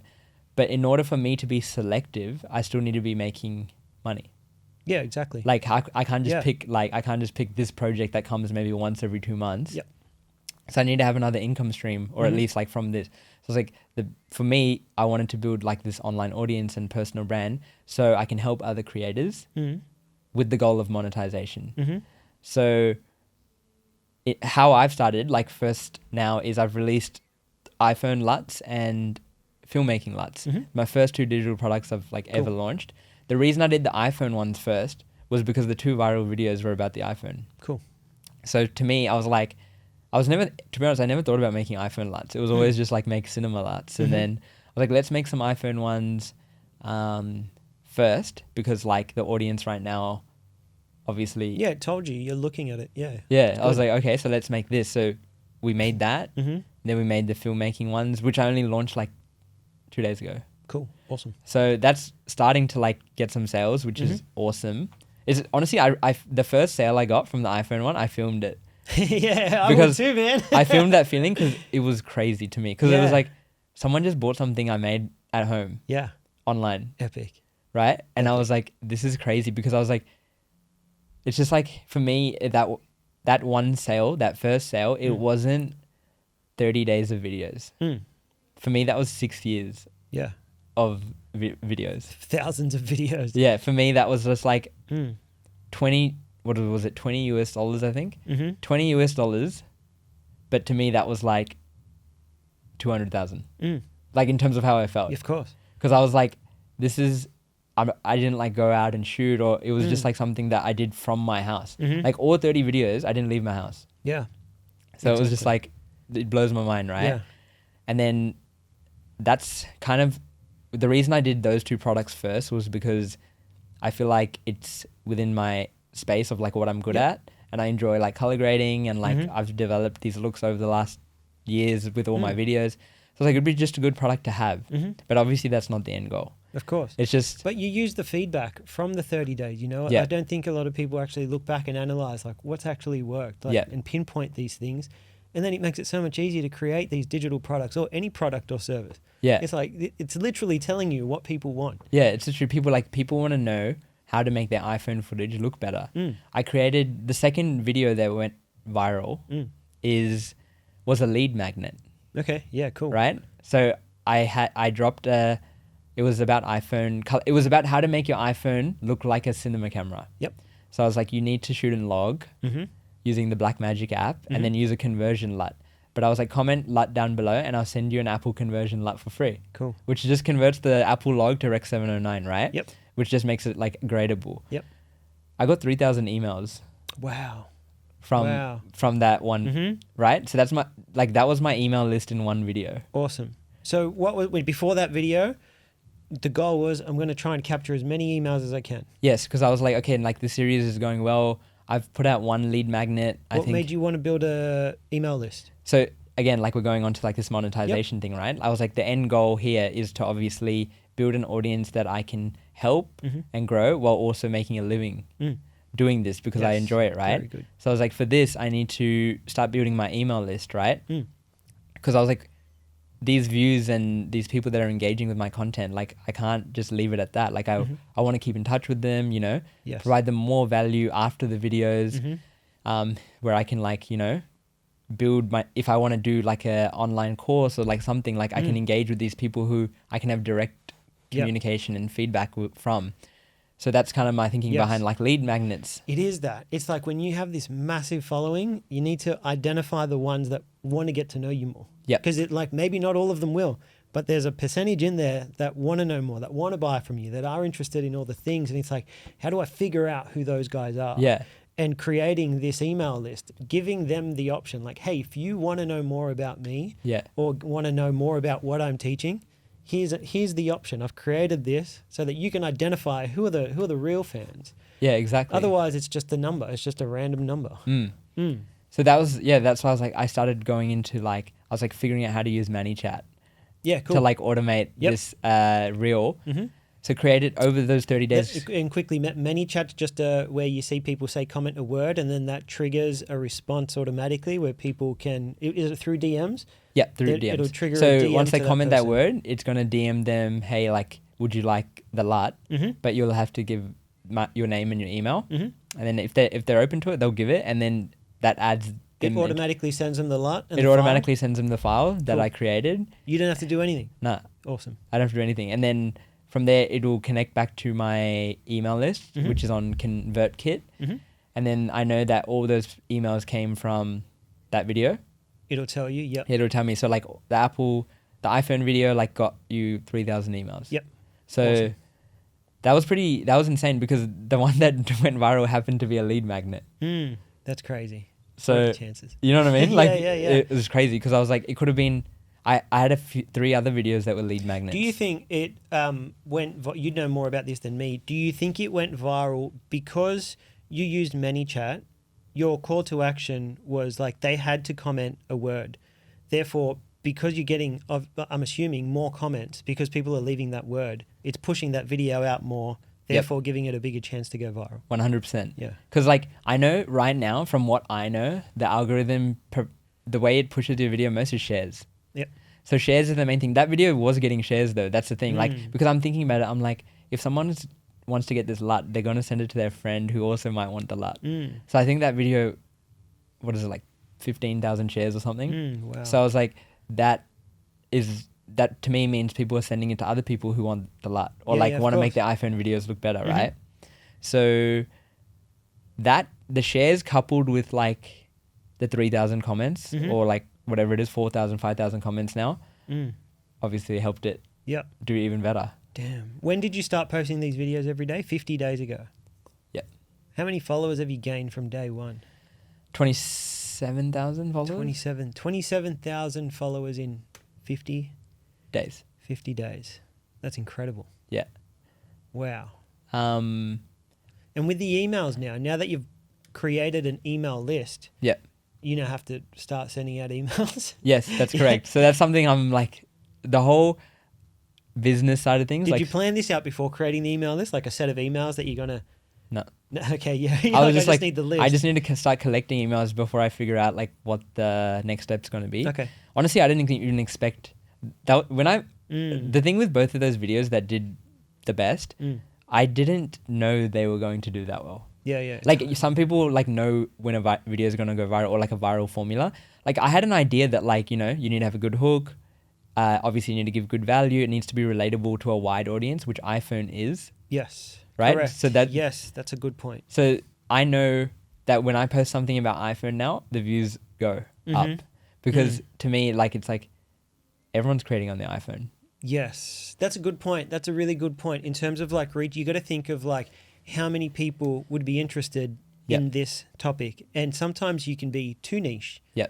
And that isn't good if you're trying to make a video to go viral. Exactly. Because you could have spoken about a lot for a Sony camera. Sony camera, right? You've just limited yourself to people who only have a Sony camera. Exactly. Then you could just go like mirrorless cameras. It's still, it brings the audience down. Yep. Whereas like you're still talking about LUTs. Yeah. But you talk about the iPhone, way more people, you have a better chance of more people being engaged and would want to listen to what you're saying. As soon as you say Sony, you've lost all of them, people. right? But an iPhone, like everyone has one.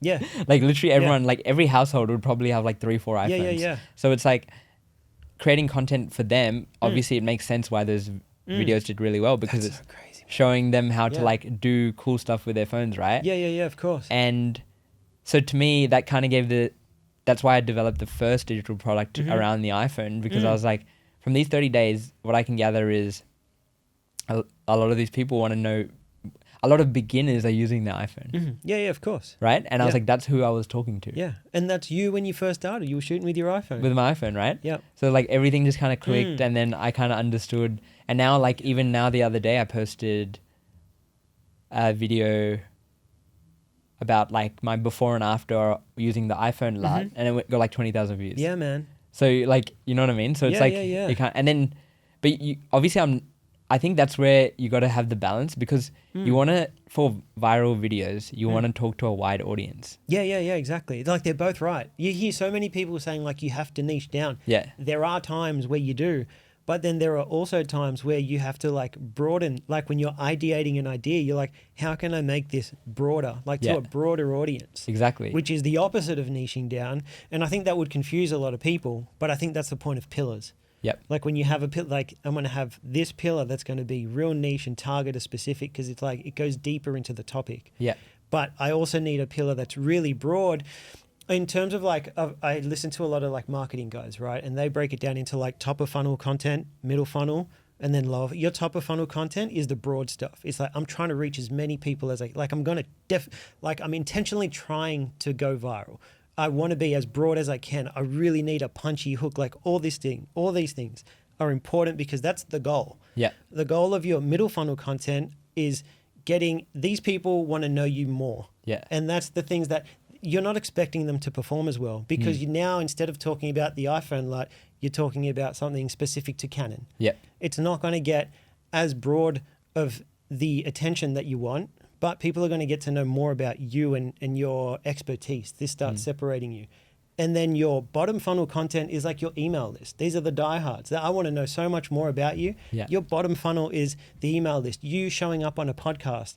Someone that's following you now gets to sit down with you for 2 hours and gets to know more about you. That's bottom funnel content. You're not going to get, it's not going to get 1 million views. Yeah. But the guys that sit there and listen to you for 2 hours, they're going to buy anything from you because they really know you now and they trust you. Yeah, I agree. And I think having those pillars, and that's why a lot of things are right. It's very contradictory. Some people say niche down. Some people say never niche down. But it depends on what you're trying to achieve.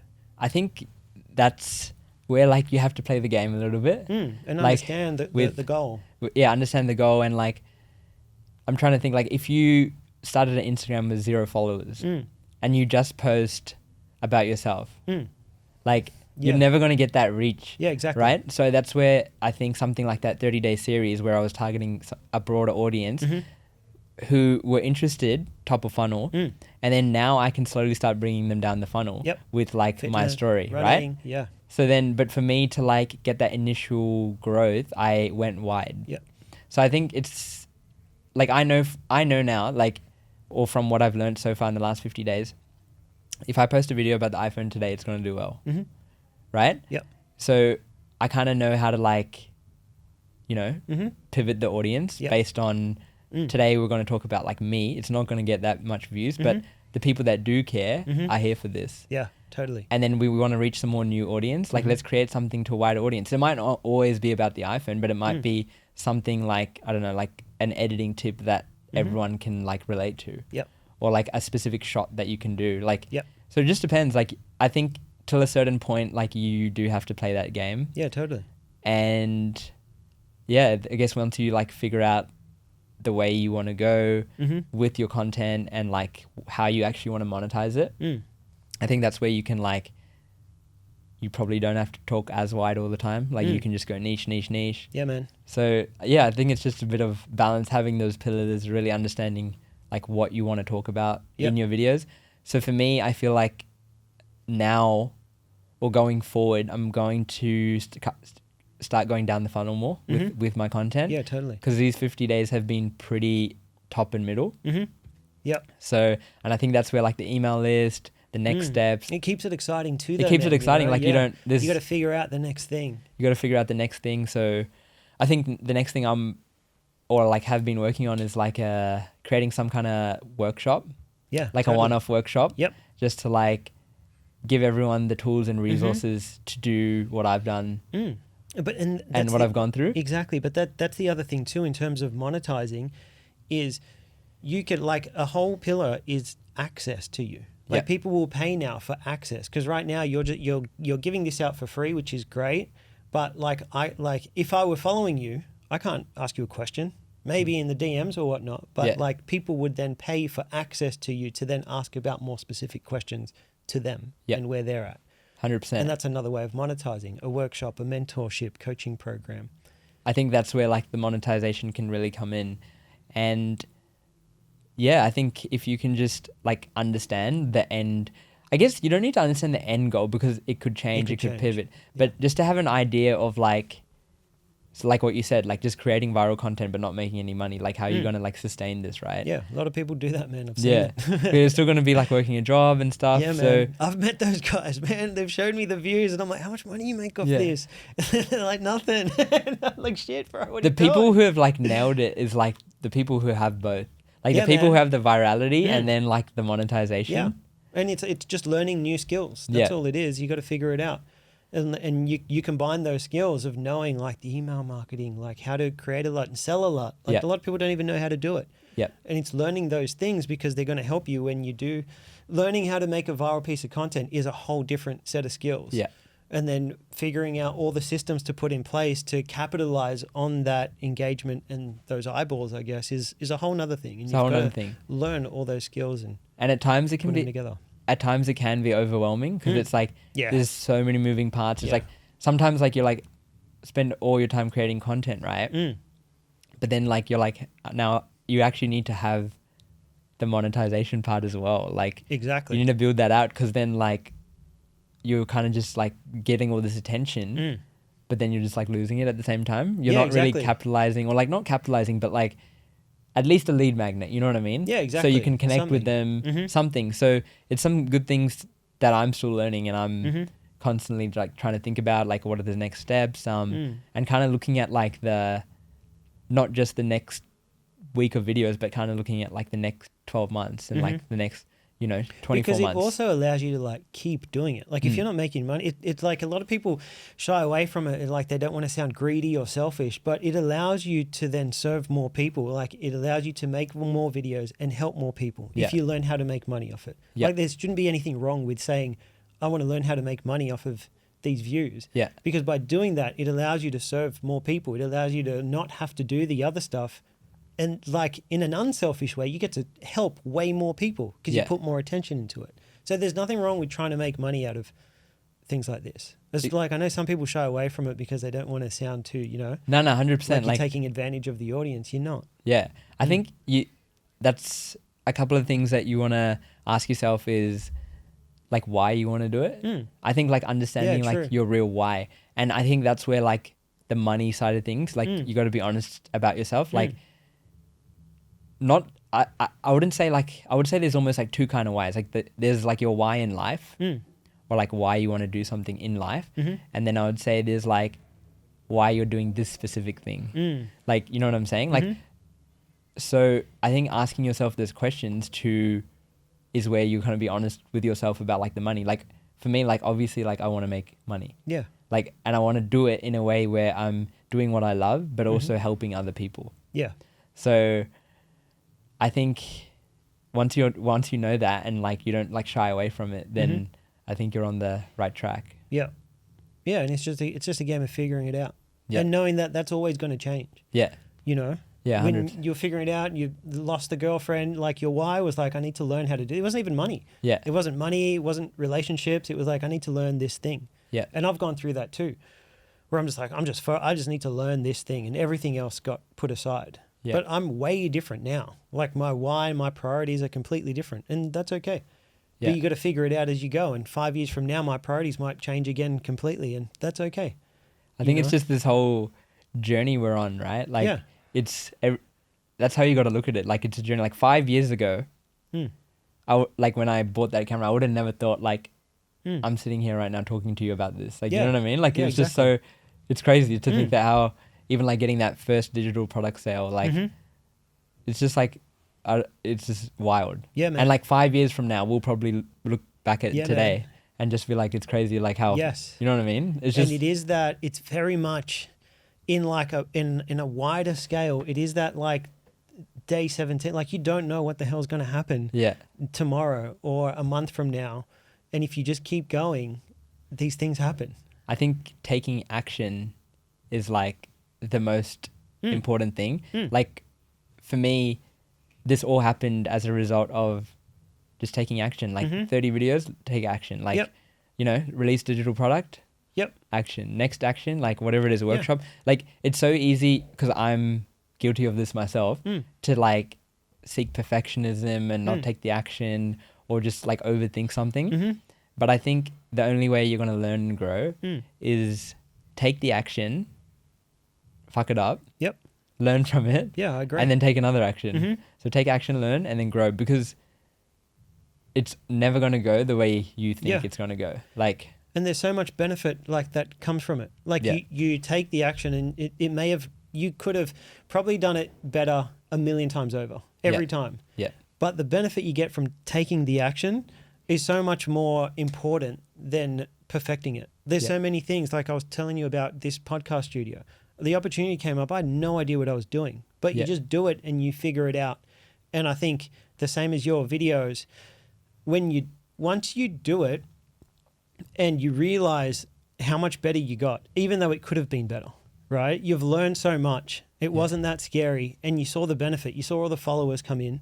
It makes taking on the next thing not as scary. Because you're like, when I took action last time, even though it wasn't perfect, all this shit happened. Good stuff. Yeah. Right? I could have done it better, but all this stuff happened. And it makes the figuring out the emails not that scary. I built a photography studio. No idea what I was doing. But because I figured out all these other things, I then have the confidence to know that something good is going to come from this. Organize the meetup. I have no idea about event planning. Like nothing. But I know if I just take action and I do it, it's not going to be perfect. I know I'm going to look back at it and be like, so many things could have been done better here. But by doing it, something may happen in a positive way. And I believe that truly, like something positive will come of this. Even maybe I just keep doing more and they get better and better. But I'll never know if I never just take action, if I wait until like the perfect time. Completely agree. Yeah. And a lot of what you've done and where you've gotten to is just because you're doing the thing, man. Just stay in the game. And you just figure it out as you go. Like it doesn't have to be perfect. If I just start doing it, I'm going to figure it out. It's going to get better. And in the process, all these things are going to happen. Yeah. I think that would never have happened if I didn't do the thing. 100%. Like if I never bought the camera or like never quit the job. Yeah. You know, like everything just, it's crazy how things just turn out. But you got to take the action and constantly be willing to put yourself outside your comfort zone. Because I think that's where growth comes. And like even Scary looking back stuff. at like the last 5 years, like those growth points or like the journey points were moments of discomfort. Yes. I think there will always be something positive to like come out of being in that zone where something feels new or something just doesn't feel comfortable. Or hard. Or when hard. you do something hard When and you do you have to something figure hard. it out. That sense of like improving at anything, like it growth in any way makes us feel good. It makes me feel good anyway. I can't. It's crazy because like all of these things like we talked about is like things outside of the actual creative Yes. or like true. what you do. Yeah. But at the same time, I feel like that's why it works. Yeah, of course. If that makes sense. It's like, you know, having the right mindset as a creator can help you so much and can take you so far because there's so many moments of uncertainty. There's so many moments of like, is this going to work? Or like, do people like my content? Or like, am I not good at it? And I think all these other things, like having a strong mindset, having good habits, having discipline, or like being delusional, like all of these things is what's going to get you there. Of course. You know what I'm saying? Yeah, like, exactly. or like at least enable you to do it for a sustainable period of time. So I think that's why one of my pillars is like self-development and discipline in my personal brand, because I feel like I couldn't be the type of creator I am today without that. Yep. So I'd encourage like everyone to, you know, focus on yourself, like build yourself up in term outside of being a creative, because you know that's what you love and that's your core, and you're always going to go back to that and getting better at that. But I think it's complemented by like everything else we do every single day.